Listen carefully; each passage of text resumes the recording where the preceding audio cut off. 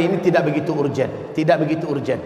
Dari 100% dia hanya mengambil porsi kira-kira 10-15%. Persiapan yang paling urgent adalah persiapan amalan, iman, ilmu. Sekarang persiapan materi. Silakan lihat berikut ini. Tolong dibaca. Yang pertama apa? Jangan ketawa loh. Menanam pohon kurma dan menyediakan stok kurma yang berdahan di rumah-rumah. Bapak tahu kurma, Masya Allah, staf Bank Indonesia, staf inti Bank Indonesia mengirim para pakarnya ke Thailand, Pak. Ini Bapak Muhaimin Iqbal yang cerita, ya. Dikirim ke Thailand. Ternyata di Thailand sudah 17 tahun mereka menanam kurma di atas luas area tanah yang sangat luas, ribuan hektar. Terbukti kurma, Masya Allah, satu batang kurma jika ia berbuah secara standar dan normal saja, dibandingkan dengan 1 hektar sawit yang juga berbuah standar dan normal saja, hasilnya per 1 tahun seimbang, Pak. Bahkan lebih menang lagi kurma yang 1 batang. Rugi umat Islam punya lahan, punya tanah luas yang ditanamin sawit. Rugi. Dalam hadis Nabi yang disuruh untuk ditanam walaupun besok mau kiamat apa? Kurma. Itu bukan tamsilan kosong. Benar-benar Nabi memberikan pesan yang sangat mahal bahwa kurma yang lebih baik kalian tanam. Ada orang bertanya, Pak Ustadz, di Indonesia ini apalagi di Bogor cocok nggak kurma? Lah itu Pak Muhaimin Iqbal di Jonggol, di atas tanah 15 hektar, beliau mulai menanami kurma. Ada 3 tahun, Pak, udah besar-besar.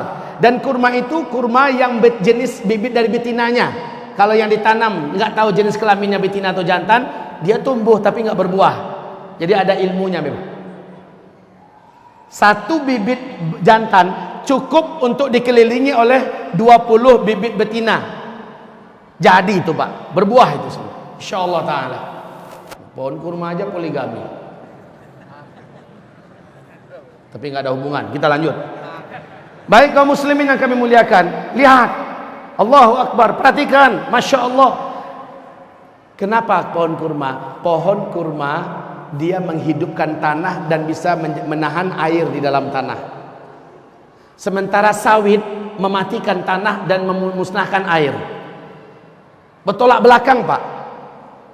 Kurma menjadikan tanah hidup, subur, gembur. Sementara sawit menjadikan tanah kering, gersang, mati. Ayo, tanam kurma. Tanam kurma ini sederhana. Pelajari ilmunya. Mulai dari 1 saja dulu jadilah. Start dari sekarang. Sebaiknya jangan coba 1, 2, 3, 4 lah di polybag. Kemudian letakkan di dekat-dekat atap rumah karena dia harus banyak mendapatkan sinar matahari. Apabila dia tumbuh, 1 batang kurma bila berbuah, Bapak Ibu, akan dapat menahan dan menanggung hidup 1 keluarga besar, dijamin tidak kelaparan walau hanya 1 batang kurma. Makanya di Arab 10 batang kurma dimiliki oleh 1 keluarga, sudah ada jaminan kaya untuk 1 keluarga ini. Kalau mau, Pak, menjadi petani, menjadilah petani kurma. Dan kurma satu lagi tahan dari berbagai macam jenis udara yang ada, mau dingin, mau datang dukhon segala macamnya, kurma tetap bertahan. Makanya penting nanam kurma. Azikra ini luas. Saya berharap ke depan Azikra Star mulai menanami kurma. Undang Mbak Muhaimin Iqbal, pelajari ilmunya dari beliau. Kirim tim kita ke Thailand. Di Thailand itu kurma, Masya Allah, disentul dari tanam. Alhamdulillah. Udah berapa batang?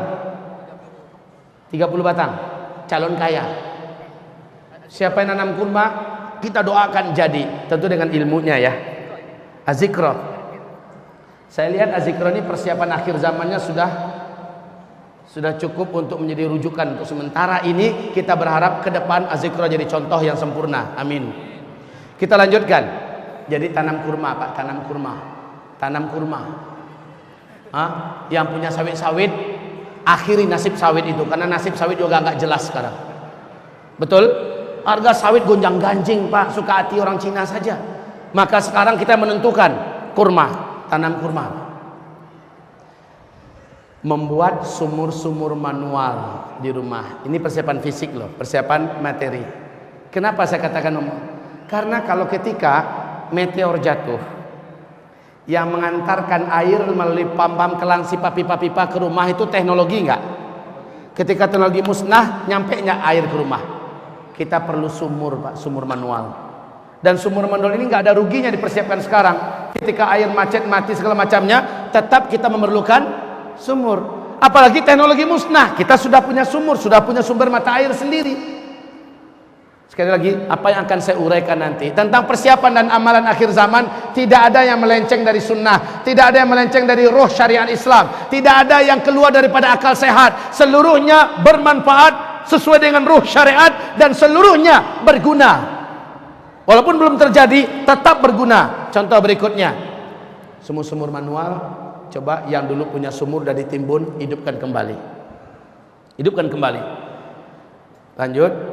Mengemaskan dan memperakkan uang kertas. Subhanallah. Kata Nabi, saat Al-Mahdi keluar, kalian semua akan kembali kepada dinar dan dirham.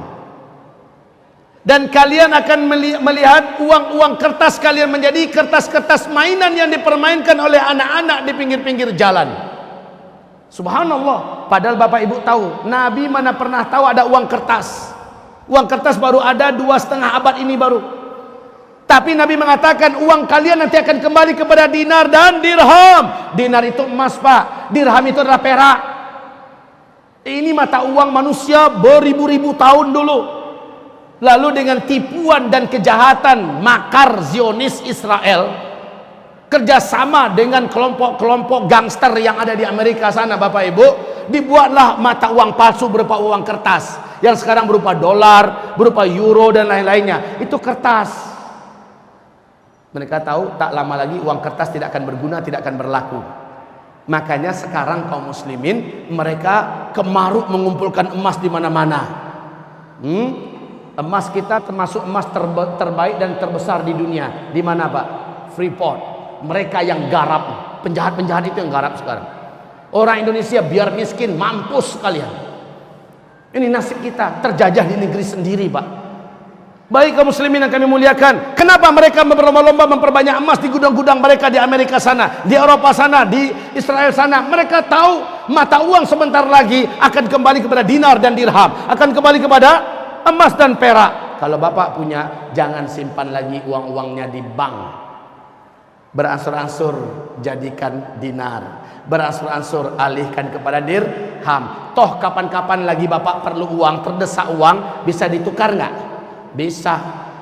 Kalau terjadi meteor jatuh, teknologi musnah, alhamdulillah Bapak bongkar galian tanah Bapak di bawah rumah, ketemu dinarnya, ketemu dirhamnya. Tapi kalau nyimpen di bank, mereknya sih besar 40 M. Ketika meteor jatuh, musnah semua teknologi, bank-bank tutup. Betul nggak? Ada nggak bank yang berani buka? Karena seluruhnya mengandalkan data yang ada dalam jaringan, internet, komputer, menggunakan listrik, seluruhnya sudah berakhir. Nyesel, Pak. Nyesel. Kita dihisap nanti pada hari kiamat, sementara bendanya nggak sempat dinikmati. Ayo yang punya duit, emaskan cepat. Diam-diam tapi ya.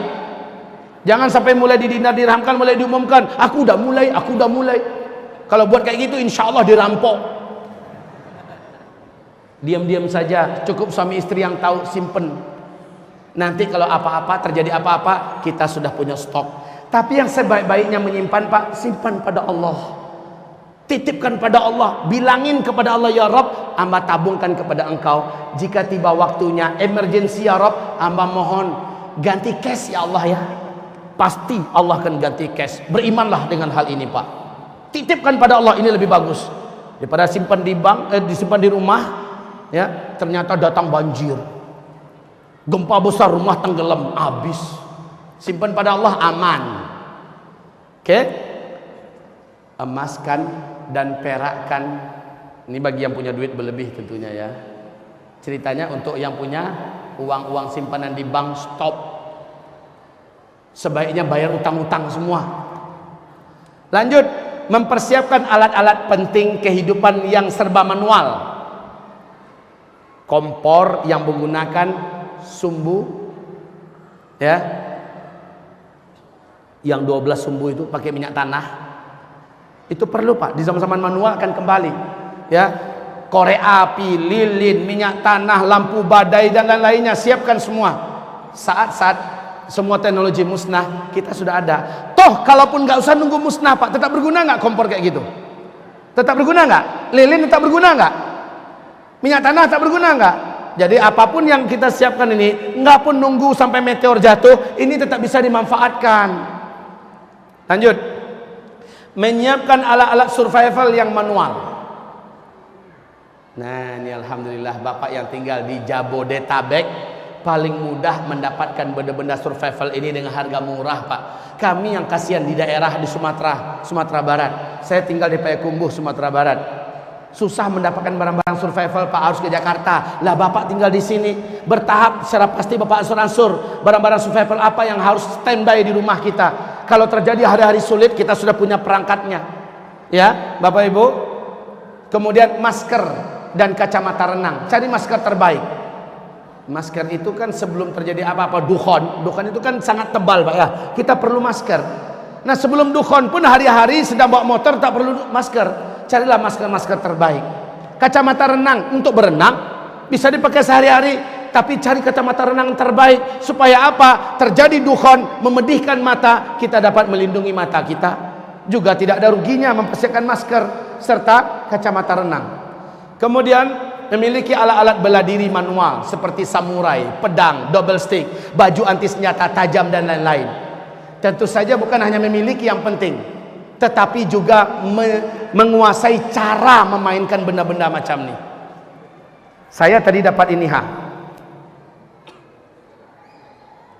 bela diri ninja. Jangan ketawa Pak, ini asli. Bapak perlu, saya perlu. Di sini, Masya Allah, di Yayasan Az-Zikra sedang diberikan pelatihan dan pengilmuan bagaimana Bapak bisa menguasai ilmu-ilmu bela diri akhir zaman. Ilmu-ilmu bela diri Jepang diolah menjadi ilmu bela diri akhir zaman. Di sini dilatih bagaimana menggunakan samurai yang benar, bagaimana cara menggunakan senjata double stick, senjata manual yang biasanya ninja yang pakai, yang benar. Ini persiapan akhir zaman. Bapak tahu, ketika huru-hara terjadi di mana-mana, orang tega merampok ke sana, merampas ke sini, buat geng di sini, ngerampok lagi di situ, membunuh di sini. Wallahi, kalau Bapak tidak punya keahlian, memang ada beberapa anjuran kami segera bergabung dengan komunitas orang-orang beriman di lokasi orang-orang beriman dan saling jaga-menjaga, lindung-melindungi orang-orang yang secara fisik sudah siap, secara keahlian juga sudah siap dan sebagainya. Maka insya Allah lokasi Bapak, istri Bapak, anak-anak Bapak selamat. Tapi kalau Bapak tetap terpencar-pencar di Jakarta, sudahlah itu nggak pula punya persiapan. Tahun 98 ketika terjadi keributan di Indonesia, khususnya di Jakarta, Bapak perlu samurai nggak ketika itu? Tahun 98 masing-masing saya ingat tuh mengasah pedang Pak. Bahkan mana sahabat saya yang dari Pejompongan, mereka aja cerita daerah yang begitu aman, masing-masing mereka sudah ngasah samurai Pak. Tahun 98 jaga-jaga itu malam-malam, Masya Allah. Belum apa-apa lagi kekacauannya udah kayak gitu, apalagi ini di puncak kekacauan. Yang kami anjurkan ini Pak, realistis. Toh kita tidak menganjurkan ayo stok AK-47, kan enggak kan? Kalau itu Bapak stok, insya Allah Bapak ditangkap Densus, teroris. Tapi ini enggak, samurai, double stick, senjata-senjata manual. Nih, tanyakan sama beliau. Beliau diamanahkan di sini mengajari 300 orang murid ilmu bela diri akhir zaman yang dikombinasikan dari bela diri dari Jepang dan Timur Tengah. Kaum muslimin belajar. Beliau insya Allah siap ngajarin di Az-Zikra. Saya mengundang beliau ke Sumatera Barat. Nyampe ke Sumatera Barat saya ikat. Nanti kita berurusan dengan Az-Zikra. Baik, kaum muslimin, alat dan obat-obatan tibbun nabawi, rumah sakit pada tutup, teknologi yang mengandalkan perawatan, pengobatan di rumah-rumah sakit sudah ditutup karena teknologinya musnah. Saat itu kita kembali ke zaman Nabi, mengobati secara manual, dan pengobatan yang terbaik adalah pengobatan cara Islam. Bagaimana meracik herbal? Daun ini ditambah ini, akar ini, madu, bagaimana dengan minyak zaitun, habat sauda, dan segala macamnya. Juga alat-alat kedokteran yang sifatnya manual seperti alat bekam, akupunktur dan lain-lainnya. Juga kemampuan dalam masalah ruqyah, ya. Kemampuan dalam masalah ruqyah, Bapak harus kuasai itu.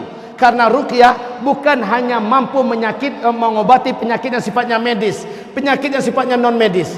Bukan hanya mengobati penyakit yang berasal dari jin dan setan, sihir saja, tetapi penyakit-penyakit alamiah yang memang asli dari alam, yang memang asli dari medis, akan disembuhkan dengan ruqyah, dengan ayat-ayat Allah. Wajib belajar ilmunya. Jangan ngandalin ustadz dulu. Ustadz, ruqyah aku dong. Stop. Zaman itu sudah selesai. Nah, ini berikutnya Pak. Jika sudah dekat, maksudnya kalau sudah positif pengumuman dari NASA Amerika bahwa dalam hitungan beberapa minggu ke depan, pengumumannya ini, bumi kita akan mengalami hantaman meteor. Tempat jatuhnya belum bisa dipastikan. Meteor ini besarnya segini, diperkirakan akibat yang terjadi itu begini. Masing-masing agar menyelamatkan diri dengan caranya. Kalau itu sudah positif, maka nasihat kita kepada umat Islam adalah segeralah hijrah ke pedusunan. Karena kata Nabi, yang paling panik, yang paling stres, yang paling kacau, yang paling sewot, yang paling cepat gila, putus asa hidup adalah yang tinggal di kota-kota. Apalagi seluruhnya bergantung pada teknologi. Segera hijrah ke pedusunan. Di pedusunan itu telah standby, ada rumah manual. Dalam artian semuanya serba manual, sudah dipersiapkan dari sekarang. Sekarang Pak Ibu, saya berharap setiap provinsi buat satu perkampungan yang serba manual. Enggak pun terjadi kiamat, enggak pun terjadi dukhon segala macamnya, perkampungan yang serba manual ini tetap diperlukan. Kita tidak bergantung dengan teknologi. Kita memerlukan lingkungan Islami yang aman, yang beriman, yang sehat, yang taat kepada Allah Subhanahu wa taala. Kalau terjadi huru-hara, kita sudah punya kemana kita harus lari. Makanya kita sudah punya sahabat-sahabat seiman. Sahabat-sahabat seiman.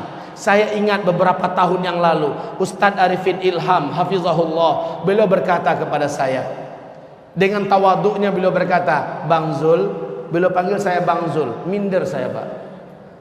Padahal di segi umur beliau lebih tua, tapi begitulah beliau menghormati kawan bicaranya. Bang Zul, Sentul itu Arifin persiapkan sebagai base camp akhir zaman, kata. Masya Allah. Itu ketika masih di dulu tuh, di mana? Di Depok ya? Ya, masih di Depok. Beliau ngomong kayak gitu Pak. Nah, inilah cita-citanya. Yang seperti ini yang saya maksud. Tapi ini kan masih ditopang oleh semua yang berteknologi. Anjuran saya, siapkan satu tempat yang steril dan bersih dari apa-apa yang berbau teknologi.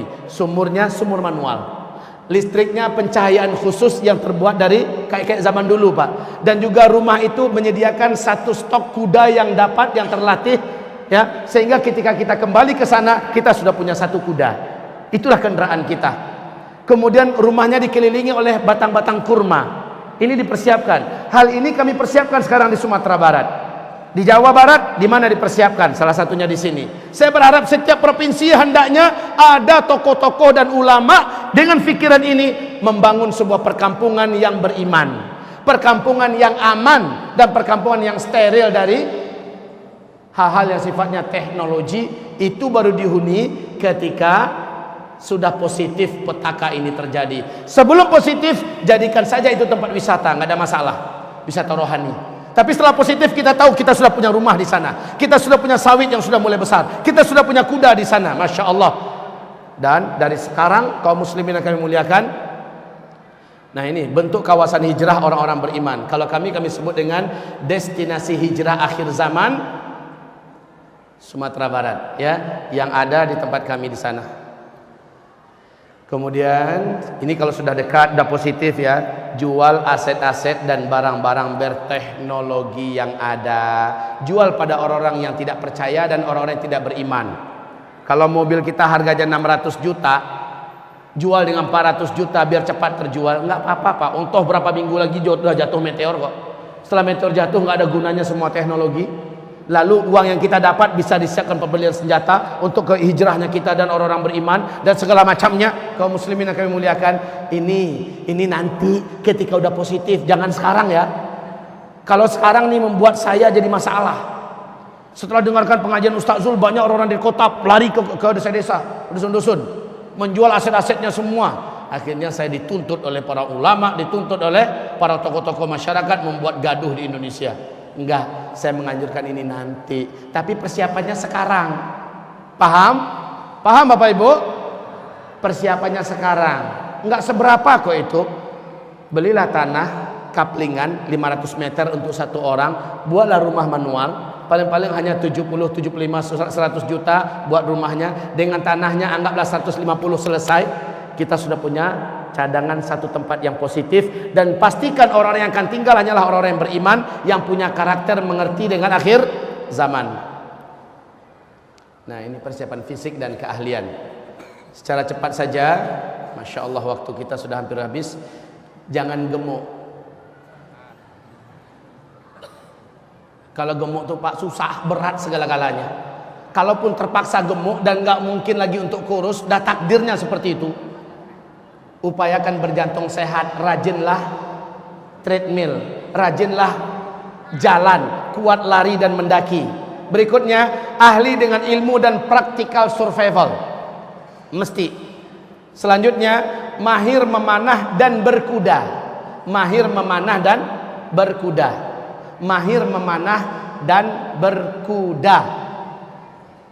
Kabar gembira buat Bapak semua, insya Allah sewaktu ada lomba 2 provinsi Perdasi di Sumatera Barat, kuda pacu, saya diminta memberikan wejangan kepada para peserta, kepada Pemda yang ada tentang berkuda dan memanah. Saya sampaikan hadis-hadis tentang berkuda dan memanah. Terbelalak biji mata mereka mendengarkan.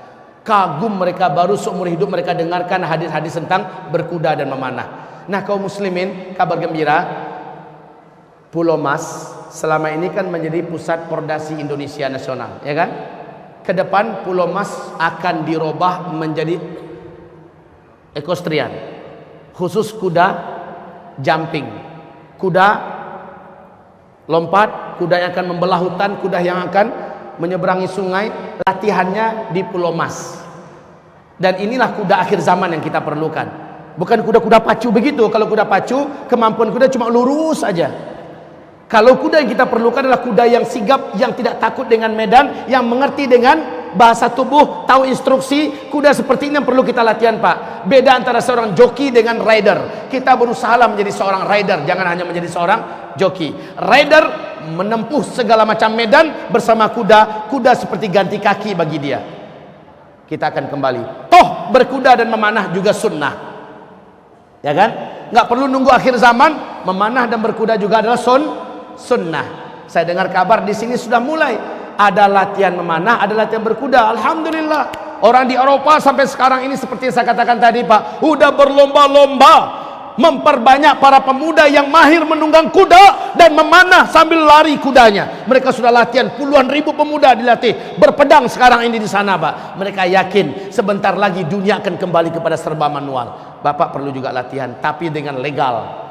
Lakukan dengan terhormat. Jangan sampai sembunyi-sembunyi, Pak. Kalau Bapak sembunyi-sembunyi di belakang rumah memanah, teroris, Pak. Lakukan secara terbuka. Demikian. Baik kaum muslimin, berikutnya memanah di atas kuda. Kalau tadi memanah lalu berkuda, ini memanah di atas kuda. Baik kaum muslimin yang kami muliakan, lanjut. Menguasai ilmu perobatan Islam yang serba tidak berteknologi, tetapi dijamin oleh Allah dan oleh Rasulnya pasti menyembuhkan. Contoh, lihat ini berikut. Nabi datang kepada Utsman bin Abil As. Utsman ini sudah lama sakit dan gak sembuh-sembuh.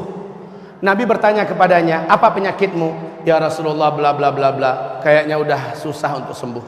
Kata Rasul, letakkan telapak tanganmu di tempat yang terasa sakit. Bacakan ini sebanyak 7 kali.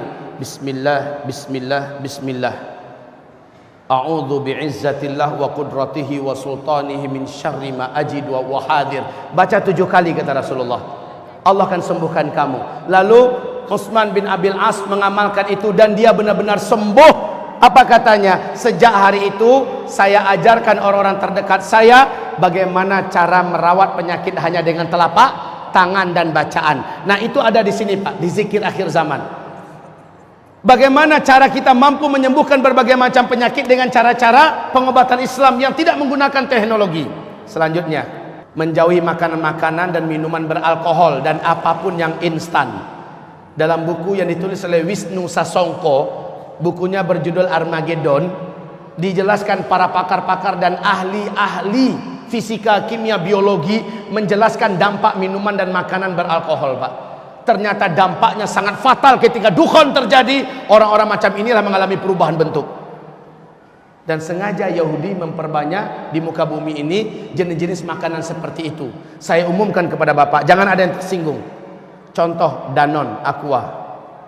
Ini salah satu minuman produk Yahudi yang sudah dibubuhi dengan berbagai hal yang berbahaya, Pak. Iklannya di sana sini minuman terbaik, minuman paling sehat. Ketika dicek oleh Ikatan Dokter Muslim, ternyata di dalamnya kaum muslimin mengandung unsur-unsur yang membahayakan kehidupan manusia dalam jangka panjang. La haula wala quwata illa billah. Coca-Cola, Sprite, Fanta, minum-minuman seperti ini, minum-minuman menghancurkan.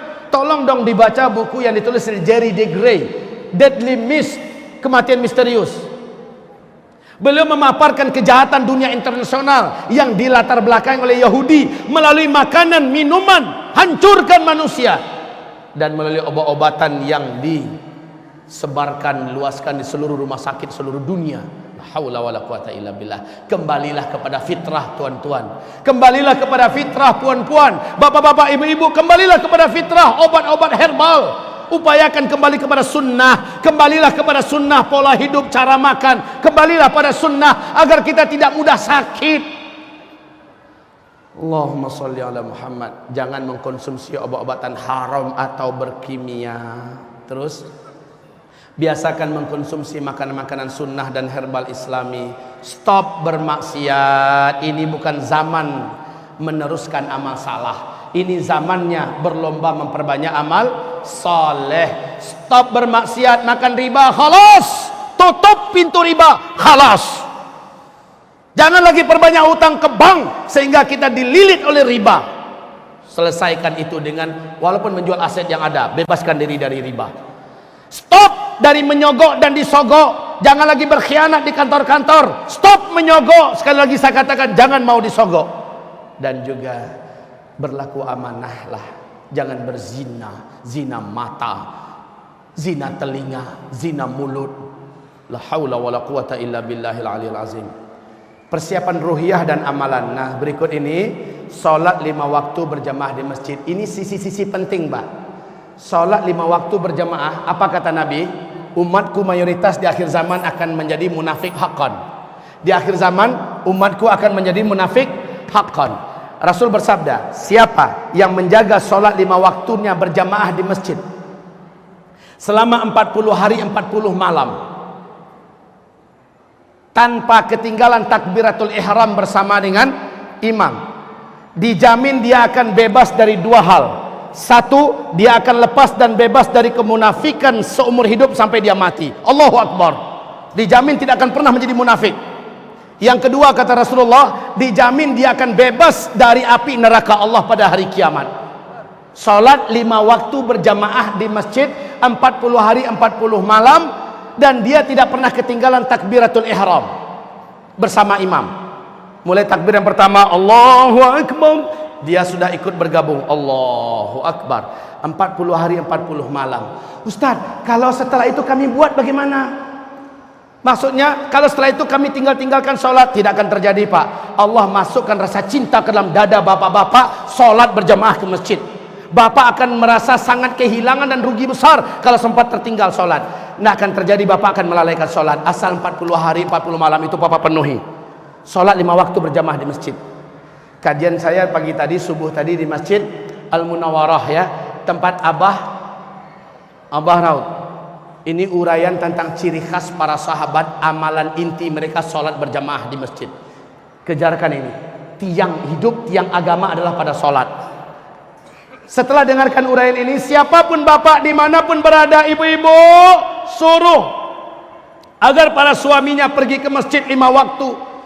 Minta dengan sangat, bang, ke masjid bang, sholatlah di masjid ini akhir zaman.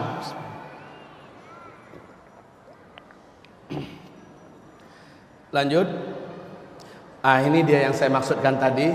Bentuklah dan bersatulah dengan komunitas orang-orang yang soleh, yang beriman, yang bertauhid, dan yang paham tentang akhir zaman. Macam majelis az-zikra ini, macam ini harusnya ada di berbagai provinsi. Tadi Abah Raud juga menyampaikan, saya ingin di setiap provinsi di seluruh Indonesia ada yang seperti ini. Iya, saya setuju.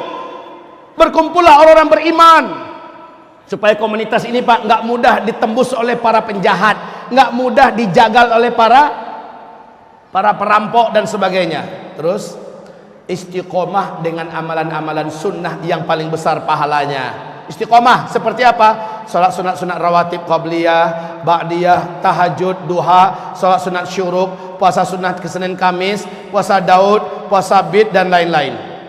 Ini istiqomah, ini pahalanya besar semua. Saya harus memburu waktu karena waktu sudah lewat. Bisa minta agak 10 menit lagi enggak? Saya minta izin ini. Bisa minta 10 menit lagi, Bu? Alhamdulillah, terima kasih. Umrah pada bulan Ramadan bagusnya full. Mumpung masih ada pesawat, Pak. Dan minta maaf ya, saya tidak mendahului Allah, apalagi na'udzubillah. Saya hanya ragu dalam tahun-tahun ke depan kita masih aman untuk ke Mekah. Saya hanya ragu, kata saya. Bisa jadi di sana sudah berkecamuk peperangan yang menjadikan kita tidak aman lagi masuk ke dalam. Bisa jadi teknologinya memang sudah berakhir dan kita tidak punya lagi kesempatan ke sana. Jadi jangan main-main, Pak, dengan waktu keberangkatan haji dan umrah. Insyaallah taala, Bapak Ibu yang kami muliakan, sudah ada program tahun ini, mendaftar tahun ini, berangkat tahun ini. Haji sudah ada programnya insyaallah taala. Bapak jangan kira harganya mahal. Bapak baru membayar setelah visa dapat.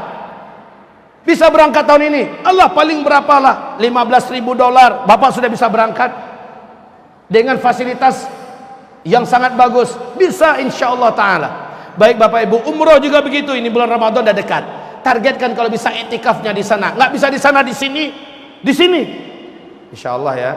Dengan izin Allah, nanti 10 terakhir Ramadan saya akan bersama bapak-bapak, ibu-ibu yang etikaf di sini. Insyaallah. Saya memberikan kajian dari jam 9 sampai jam 11 pagi. Jadi setiap pagi ada kajian dari saya untuk para mu'takifin di majlis di Masjid Az-Zikra ini dengan izin Allah Subhanahu wa taala. Mengejar pahala besar paket Jumat. Loh ini. Kata Rasulullah sallallahu alaihi wasallam, mandi pagi dengan bersih-bersih di hari Jumat, lalu mandi khusus untuk Jumat, 2 kali mandi berarti, dengan ciri khas mandi junub, kemudian pergi lebih awal, berjalan kaki, jangan pakai kendaraan, lalu ambil posisi paling dekat dengan imam, lalu dengarkan khutbah dengan sebaik-baiknya. Orang yang melakukan ini, kata Rasulullah, satu langkah yang dia langkahkan ke masjid tadi, nilai pahalanya sama dengan 1 tahun puasa sunat, sama pahalanya 1 tahun tahajud nggak putus-putus. Allahu Akbar. 1 langkah ke masjid hari Jumat. Jadi jangan telat-telat lagi ke masjid Pak Jumat. Lebih awal ke masjid, lebih awal. Jam-jam 10, jam setengah 11, mandi benar-benar di rumah ya. Jalan kaki ke masjid, jangan bawa motor lagi. Jalan. Ayah saya Bapak tahu berapa umurnya? Berapa bulan lagi sudah pas 100 tahun. Hari Jumat dia minta jalan kaki ke masjid. Dia tahu dah hadis nih. Minta jalan kaki. Kalau saya ada, Ustaz, dampingi Buyalah ke masjid. Jalan kaki Pak, mengejar pahala ini. Ini kita sudah ketinggalan amal soleh selama ini. Akselerasi amal soleh segera diburu Pak. Lanjut, hafalkan Quran surah Al-Kahfi 10 ayat pertama atau 10 ayat terakhir. Saya sudah jelaskan kenapa kita harus menghafalkannya. Berikutnya, targetkan khatam lebih sering baca Al-Quran dengan suara jahar. Bapak kan tahu mukjizat Al-Quran menjadikan tubuh ini awet dari penyakit, jauh daripada penyakit. musibah bencana apapun, bahkan orang yang udah mati Pak, kalau semasa hidupnya dia akrab dengan Al-Quran, Allah jadikan fisiknya tidak dimakan tanah, Allah jadikan fisiknya tidak akan dimakan oleh ulat, oleh belatung. Apabila dia rajin menghatamkan Al-Quran, membaca Al-Quran, apalagi hafiz Al-Quran, maka setidak-tidaknya bapak akrablah membaca Al-Quran. Rasulullah bersabda, di akhir zaman umatku akan sibuk membaca musannah dan mereka meninggalkan kitabullah. Para sahabat bertanya, ya Rasulullah, apakah musannah itu? Nabi menjawab, musannah adalah tulisan yang ditulis oleh tangan-tangan manusia, lalu berpindah dari tangan ke tangan yang lain, lalu manusia sibuk membacanya, sementara mereka meninggalkan kesibukan membaca kitabullah Al-Quran. Terjadi nggak sekarang? WhatsApp, Telegram, Facebook, Twitter, berita ini, berita itu, berita ini, habis dia kemana-mana, di halte bus, dalam kereta, di pesawat, ini terus yang dibawa. Mau tidur, bangun tidur, nyari mana HP-nya. Kemana-mana, kumpul suami istri, suami sibuk dengan sendiri, istri dia sibuk pula. Katanya acara silaturahmi, masing-masing sibuk dengan istri sendiri. Al-Quran dikemanain? Innalillahi wa inna ilaihi, dianaktirikan Al-Quran. Baik kaum muslimin yang kami muliakan, selanjutnya ini tolong difoto saja, ini difoto. Ini adalah halaman-halaman yang paling penting untuk Bapak Ibu baca dari kitab. Sebentar, ini amalan pembenteng terkuat, infak dan sedekah. Kuatkan berinfak di akhir zaman ini Pak, kuatkan berinfak di akhir zaman ini. Infak, sedekah menjadi pelindung dan benteng dari berbagai macam musibah, penyembuh dari berbagai macam penyakit, pembuka dari segala macam kesulitan hidup, infak dan sedekah, dan pengusir segala macam petaka dan huru-hara. Infak dan sedekah, kuatkan berinfak. Selanjutnya, hafallah sebanyak-banyak mungkin surat-surat dan ayat-ayat Al-Quran. Kemudian doa, doa itu perbanyaknya sekarang tuan-tuan. Tuan-tuan semua, doa itu diperbanyaknya sekarang. Jangan ketika datang musibah baru banyak berdoa, itu salah. Rasulullah bersabda, man sarrahu ayyastajiballahu lahu 'inda syada'id falyukthirid du'a 'inda ar-raha. Siapa yang suka di masa sulit dan genting dia berdoa kepada Allah, langsung Allah kabulkan doanya. Suka tidak? Suka tidak? Suka. Kalau begitu kata Rasul, perbanyaklah doa ketika kamu lagi santai dan suasana tenang. Jangan lagi tegang, lagi sempit, lagi emergensi baru banyak doa. Iya sih, udah alhamdulillah tanda dia ada iman, dia doanya pada Allah. Masalahnya lambat dikabulkan. Lah orang kalau udah dari masa-masa tenang dan lapang udah rajin berdoa, ketika masa genting sekali saja dia berdoa di masa genting, Allah langsung kabulkan. Itu hadisnya tadi. Makanya doa sekarang banyak. Coba lihat, Dajjal tak kapan-kapan muncul, tapi Nabi menganjurkan setiap sebelum Assalamualaikum dalam sholat baca doa perlindungan dari Dajjal. Saat Dajjalnya keluar, insya Allah kita termasuk yang selamat dari Dajjal. Hafalkan dan sering dimunajatkan kepada Allah. Nah ini tolong catat yang halaman saja ya. Halaman 168, doa agar tegar dan kuat menghadapi musuh. Musuh-musuh kita akan sangat banyak ke depan Pak, apalagi di Indonesia. Kemudian doa dan zikir bisa menghancurkan kekuatan musuh. Halaman 170. Ini halaman dari kitab ini ya. Kitab ini ada di luar, zikir akhir zaman. Halaman-halaman ini yang kami maksud. Doa dan zikir agar selamat dari pembantaian. Nabiullah bersabda, di akhir zaman akan sangat banyak terjadi pembantaian. Nah supaya selamat ada doanya diajarkan Nabi. Doa ini yang harus dibiasakan Pak. Di dalam buku ini ada buku saku kecil, rangkuman doa-doa terpenting yang bisa Bapak Ibu bawa kemana-mana. Bacalah rutin sampai kita hafal. Selanjutnya, doa minta syahid dan husnul khatimah. Akhir hayat kita mungkin udah nggak lama masing-masing. Dari sekarang rajin minta, izinkan hamba tutup umur di muka bumi ini dalam keadaan syahid ya Rabbal Alamin. Lanjut, doa dan zikir menghadapi sakit dan penderitaan. Halaman 183. Sakit, kita disembuhkan oleh Allah dengan doa itu, dengan zikir itu. Mana dia? Lihat halaman 183. Doa agar tidak sesat dan murtad. Periode keempat adalah periode banyaknya umat Nabi yang murtad. Supaya tidak termasuk itu, apa doanya? Dari sekarang baca halaman 196. Doa agar istiqomah beribadah. Ini zaman orang sangat mudah turun naik iman. Nah, agar istiqomah apa? Ini doanya. Lihat halaman 199. Doa selamat dari seluruh apapun bentuk bencana. Nabi mengatakan, doa siapa yang membaca doa ini, bencana apapun yang turun dia akan selamat. Petaka apapun yang terjadi dia akan selamat. Lihat doanya di halaman 240. Zikir pelindung dari bahaya dukhon. Ada zikir khusus ketika dukhon terjadi. Apakah zikir yang mesti Bapak baca? 2 halaman saja, halaman 288 dan halaman 294. Kemudian 3 langkah agar selamat dari perubahan bentuk atau perubahan muka, al-maskhu. Lihat halaman 302, halaman 306. Bapak kan nggak punya waktu banyak membaca. Makanya ketika saya ringkas halaman-halaman ini yang terpenting, jangan beralasan saya nggak punya waktu lagi. Itu namanya Bapak terlalu. Saya sudah tunjukkan halaman-halaman penting saja. Dan jangan katakan nggak punya waktu lagi, Pak. Jangan, Pak. Ini untuk keselamatan Bapak, untuk keselamatan Ibu. Saya nggak punya kitab, Ustadz. Pinjam sama teman yang punya kopi. Saya nggak punya duit, Pak Ustadz. Udah tulis. Miskin amat sampai itu aja nggak bisa ngopi. Tulis. Baik kaum muslimin, selanjutnya halaman-halaman kitab yang wajib ditelaah dan ditadaburi. Tolong difoto saja ini. Foto saja, nanti dibagi pada yang lain. Bab 1, bab 2, bab 3. Saya pilihkan saja halaman-halaman yang paling penting. Ya. Sudah? Lanjut. Berikut ini khusus bab yang kelima, wajib baca semua. Fokuskan membaca pada judul fitnah Duhaimah halaman 193. Karena kata Nabi, orang yang selamat dari fitnah Duhaimah, maka dia pasti selamat ketika Dajjal keluar. Orang yang tidak selamat dari fitnah Duhaimah, dia tidak akan selamat ketika Dajjal keluar. Sekarang apakah itu fitnah Duhaimah? Silakan lihat. Khalas.